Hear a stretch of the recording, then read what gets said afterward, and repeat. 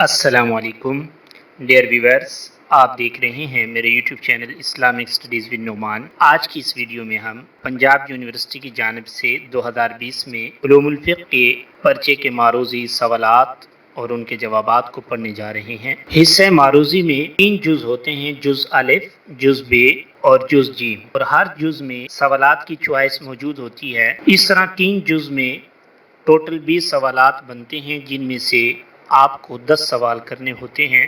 تو آج کی اس ویڈیو میں ہم 20 مختصر سوالات اور ان کے جوابات کو پڑھیں گے۔ ہمارا پہلا کویسچن ہے: خواتین صحابہ میں ممتاز مقام پانے والی صحابیہ کا نام بتائیں۔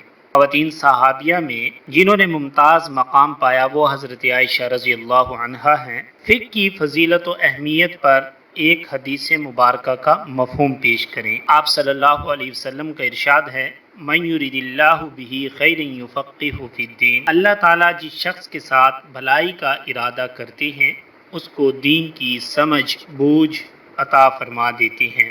دور حاضر کے کسی ممتاز فقیہ کا نام تحریر کریں۔ یہاں پر عصر حاضر کے مختلف فقہاء کے نام لکھے ہوئے ہیں، ان میں سے آپ کسی کا نام بھی لکھ سکتے ہیں: ابو زہرا، شیخ حضری، مصطفیٰ زرقاء، ڈاکٹر مصطفیٰ سعید الخن، مولانا تقی امینی، ڈاکٹر احمد شلبی، مولانا خالد سیف اللہ رحمانی وغیرہ عصر حاضر کے ممتاز فقہاء میں شمار ہوتے ہیں۔ امام مالک کے 2 فقہی مآخذ لکھیے۔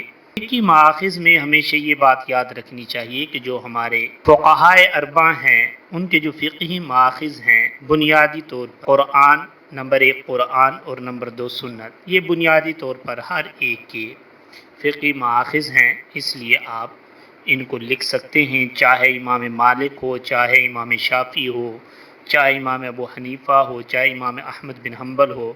اگر ان کے 2 فقہی مآخذ کے متعلق سوال آئے تو آپ نے لکھنا ہے نمبر 1 قرآن مجید اور نمبر 2 سنت رسول۔ اصول شاشی کے مصنف کا نام تحریر کریں۔ اصول شاشی کے مصنف کا نام نظام الدین ہے۔ شاشی آپ کے علاقے کا نام شاش تھا، اس کی نسبت سے آپ کو شاشی بھی کہا جاتا ہے۔ سنت کی تعریف کیجیے اور اس کی حجیت پر ایک آیت کریمہ نقل کیجیے۔ سنت کا لغوی معنی ہوتا ہے راستہ، طریقہ۔ اصطلاحی تعریف یہ ہے کہ سنت سے مراد آپ صلی اللہ علیہ وسلم کے اقوال، افعال اور اعمال کو سنت کہا جاتا ہے۔ یہ حدیث کے مترادف میں بھی شمار کیا جا سکتا ہے۔ قرآن مجید سے اس کی حجیت اللہ تعالیٰ کا ارشاد ہے: قل ان کنتم تحبون اللہ فاتبعونی۔ اے حبیب فرما دو کہ اے لوگو اگر تم اللہ سے محبت کرتے ہو تو میرے فرما بردار بن جاؤ۔ قیاس کے ارکان لکھیے۔ قیاس کے ارکان 4 ہیں۔ وہ 4 ارکان کون کون سے ہیں؟ نمبر 1 اصل، نمبر 2 فرع، نمبر 3 حکم اور نمبر 4 علت۔ عام کی تعریف کیجیے۔ عام وہ لفظ ہے جو افراد کی ایک جماعت کو شامل ہو، چاہے لفظاً ہو یا معناً۔ لفظاً کی مثال جیسے لفظ مسلمون، اس میں اب تمام مسلمان شامل ہیں۔ مشرکون، اس میں تمام مشرک شامل ہیں، یعنی یہ جمع ہے، اس میں پوری ایک جماعت، یعنی کہ یہ ایک جمع کا صیغہ ہے جس میں تمام لوگ اس کے اندر شامل ہوتے ہیں۔ اور معنن کی مثال جیسے من اور ما، تو یہ عام کی مثالیں ہیں۔ مفسر کی تعریف کیجیے۔ مشترک لفظ کی کسی صورت کو متکلم کے اپنے بیان سے ترجیح حاصل ہو جائے تو اسے مفسر کہتے ہیں۔ مفسر کا معنی یعنی وضاحت کر دینا کسی چیز کی۔ مشترک کی تعریف کیجیے۔ وہ لفظ جو 2 یا 2 سے زیادہ معنی پر مشتمل ہو، جن کی حقیقت مختلف ہو، مشترک کہلاتا ہے۔ امام احمد بن حنبل کے فتاویٰ کے 2 اصول قلم بند کیجیے۔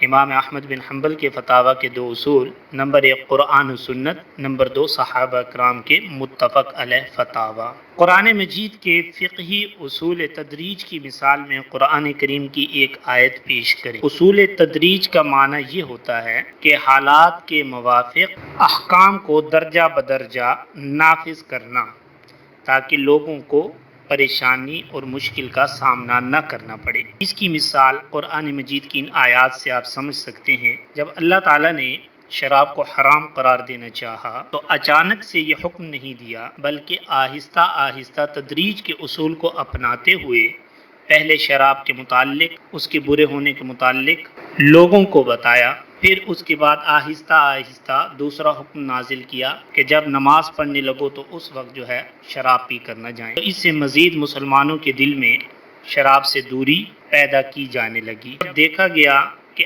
اب جو ہے اگر شراب کے حکم کو نافذ کر دیا جائے، حرام قرار دے دیا جائے، تو مسلمان آسانی کے ساتھ اس پر عمل کر سکتے ہیں۔ پہلے فرمایا قل فیہما اسم کبیر ومنافع للناس واسمہما اکبر من نفعہما، تم فرما دو ان دونوں میں کبیرہ گناہ ہے اور لوگوں کے لیے کچھ دنیاوی منافع بھی ہیں، اور ان کا گناہ ان کے نفع سے زیادہ بڑا ہے۔ پھر اس کے بعد شراب کے متعلق دوسری آیت نازل ہوتی ہے، یا ایھا الذین آمنوا لا تقربوا الصلاۃ وانتم سکارى حتی تعلموا ما تقولون، اے ایمان والو نشے کی حالت میں نماز کے پاس نہ جاؤ جب تک اتنا ہوش نہ ہو کہ جو کہو اسے سمجھو۔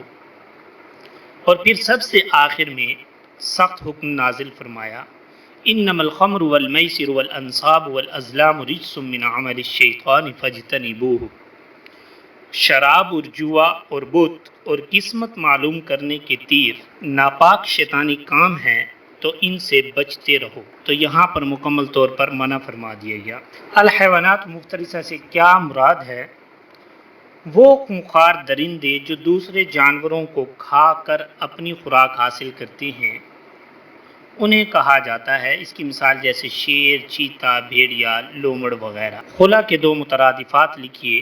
اس کے مترادفات میں طلاق، جدائیگی، علیحدگی کے معنوں میں استعمال ہوتا ہے۔ حرام اور حلال جانوروں کے ملاپ سے پیدا ہونے والے جانوروں کا کیا حکم ہے؟